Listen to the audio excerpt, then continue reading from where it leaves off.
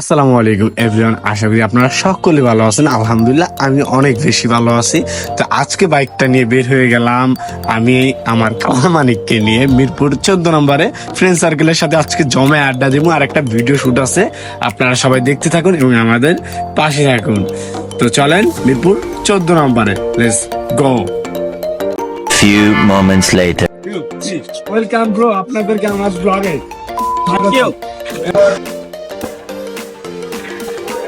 আমার বন্ধু শাহিন আলম মাহাতাব, আমার খুব ভালো একটা বন্ধু মাহাতাব।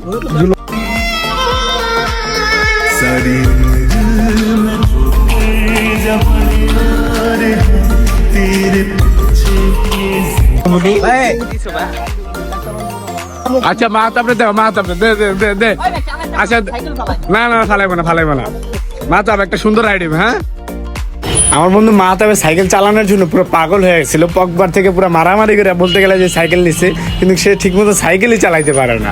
ভাই বিলিভ করতে পারেন, মানে 1 মিনিট সে সাইকেল চালায় নাই। মানে নগদকে মামা আমি আর চালাবো না, কিন্তু পক ভাই কয় তাহলে সাইকেলটা কেন নিলি আমার থেকে। পরে পক ভাই আবার রাইড শুরু করছে, সাইকেল চালা।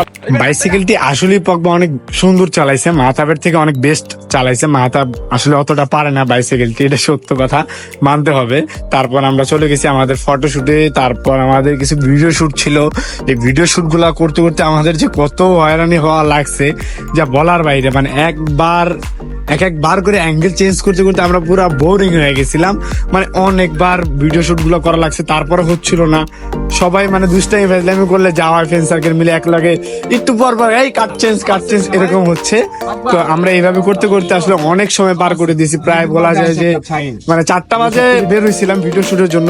সেই ভিডিও শুট শেষ হয়েছে প্রায় আপনার সন্ধ্যা 7টার দিকে এরকম বলা যায়। তো লাস্ট ভিডিও শুটটা আসলে আমি এখানেই শেষ করতেছি।